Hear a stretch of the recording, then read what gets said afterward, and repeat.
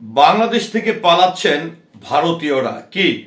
অনেকে নিশ্চয়ই আমার এই কথাটি শোনার পর অবাক হয়ে গেছেন যে বাংলাদেশ থেকে কি কারণে ভারতীয়রা পালাবে। হ্যাঁ, বাংলাদেশ থেকে সত্যি ভারতীয়রা পালাচ্ছেন এবং অবৈধ ভারতীয়রা বাংলাদেশে যারা আছেন তারা পালানোর অনেকটা হিড়িক পড়েছে।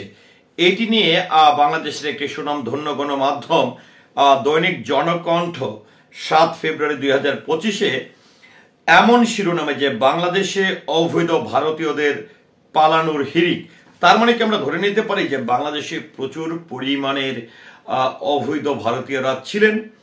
তা না হলে কেন এমন তথ্য কিংবা এমন শিরোনামে বাংলাদেশের এমন একটি সুনামধন্য গণমাধ্যম এই সংবাদটি প্রকাশ করেছে? নিশ্চয়ই তার পিছনে একটি রহস্য আছে।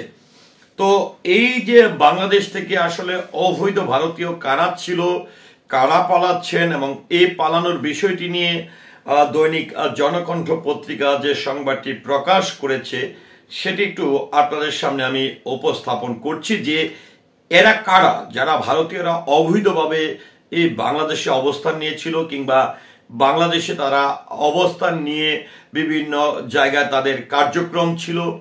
তো এটি নিয়ে দৈনিক এই জনকণ্ঠ যে সংবাদটি প্রকাশ করেছে সেটি একটু আপনাদের সামনে আমি উপস্থাপন করছি। ভারতীয়দের বাংলাদেশে অবৈধভাবে বসবাস এবং তাদের চাকরির সম্ভাবনার ব্যাপারে নানান আলোচনা হয়েছে, তবে পতিত সরকারের সময় কোনো ধরনের পদক্ষেপ তো দূরের কথা, তাদের অস্তিত্বই স্বীকার করেননি তারা। বাংলাদেশের বিভিন্ন স্থানে অবৈধ বিদেশি নাগরিকদের বসবাস, বিশেষ করে ভারতীয় নাগরিকদের সংখ্যা দিন দিন বৃদ্ধি পাচ্ছে। তাদের বসবাসের বিষয়ে বিভিন্ন সময় বিভিন্ন দিক থেকে সমালোচনা ও সরকারের পক্ষ থেকে সতর্ক বার্তা এসেছে, কিন্তু তেমন কোনো দৃশ্যমান পদক্ষেপ দৃশ্যমান ছিল না। এবার বাংলাদেশের অন্তর্বর্তী সরকারের স্বরাষ্ট্র মন্ত্রণালয় থেকে অবৈধভাবে বসবাসকারীদের দেশ থেকে নির্দেশ দেওয়া হয়েছে।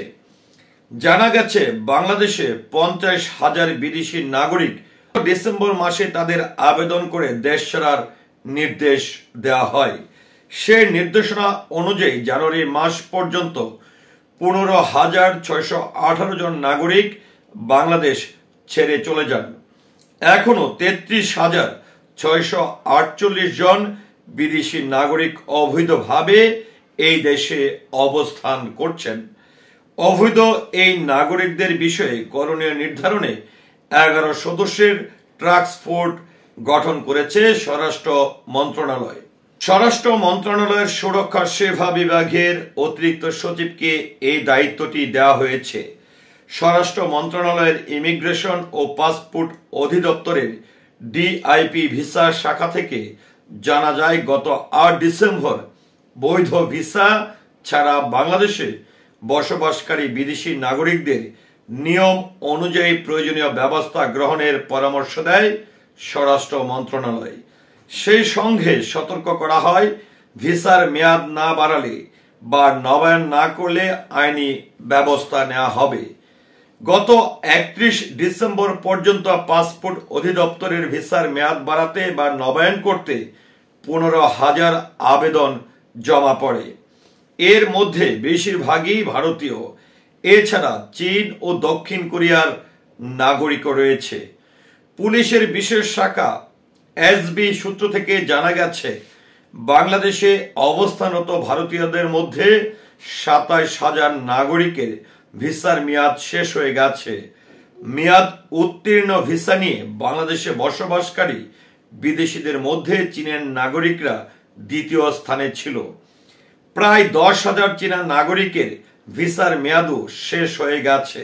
ভিআইপির ভিসা শাখার তথ্য মতে ভিসার মেয়াদ শেষ হওয়া এই বিদেশিদের বাংলাদেশ ত্যাগ করার আগে জরিমানা দিয়ে ভিসা নবায়ন করতে হবে কিংবা আইনি জটিলতার ঝুঁকি নিতে হবে।